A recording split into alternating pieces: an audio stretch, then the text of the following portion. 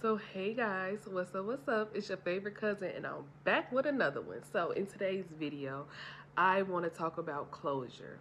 And closure is a double-edged sword because if someone is willing to apologize, or not even someone, maybe you have to go back and tie up loose ends that God has put on your heart to apologize or to express yourself to. Maybe it's your family member, and I think especially it should be your family members, because as family, we grow up with each other, and but we have issues. And I think that that conversation should be had, because a lot of times we lack thereof because of due to communication, because we don't want to have the hard conversations, or because we don't want to go back and live in that time where we may have been hurt, or we may have hurt others, because over here we're not perfect, and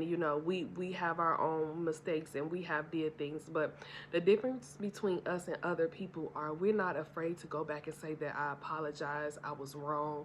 We're not, our ego is not that high up on a scale to where we are untouchable, okay? Because God can touch everybody at the same time, okay? So we're not like that. But closure is really, if I think, like, if you have done something, I think that you deserve, that person you may have hurt or in any type of way, whether you understand it or not, whatever the case may be, you should have that conversation with them to give them closure. Now, on the other hand, if you're dealing with someone who wants to do the same to you, have that conversation with you and apologize for whatever, or maybe both of you guys have to sit down and apologize for, things on both ends of the spectrum. It's not just them, but you have to be open to forgive. And we just kind of talked about that in the last video. You have to be open to forgive those people, and just have that uncomfortable conversation. But for people who do not have the or they're just not there yet, or they maybe don't want to admit that they're wrong, or they have done wrong, or whatever the case may be, if they have not came to you to have that conversation, you don't need closure. Your life should not stop because you don't have closure from what someone has done to you. You close that door.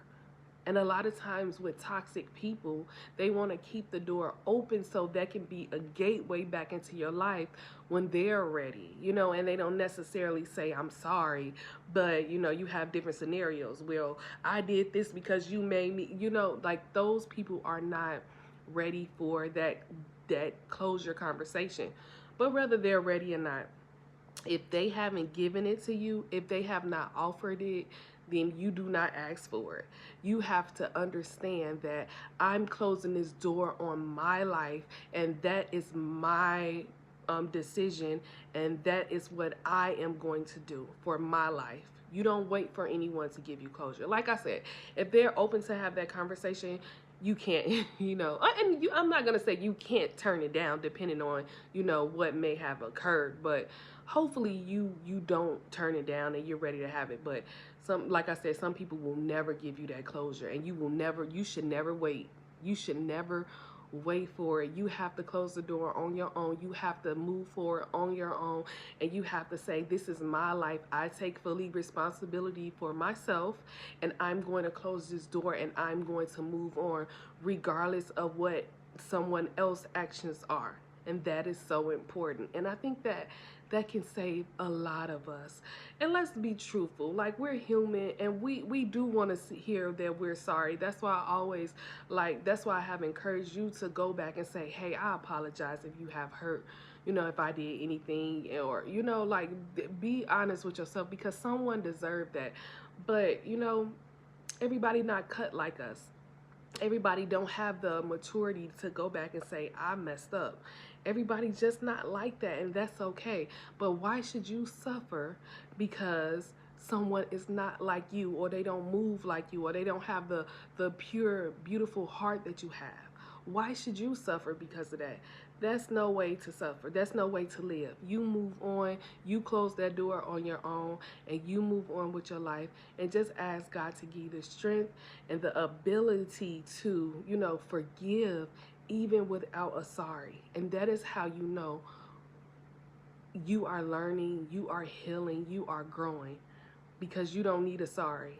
You know, you understand that sorry do not make or break you. Like I said, they offer, take it. But if they don't, you're not worried about it. So, you know, I know you want closure. I know you deserve closure. I know that, you deserve a lot of things in life. But you take control of your life. You allow God to work on those people. And you allow God to work on you so that you can move on into a happier, healthier, better situation. Therefore, when you work on yourself, you're not going to even waste time with people who does not have the ability to apologize as you do. So you probably will never have this problem again, but you have to close the door and don't wait for closure or that conversation. And I'll see you guys next video.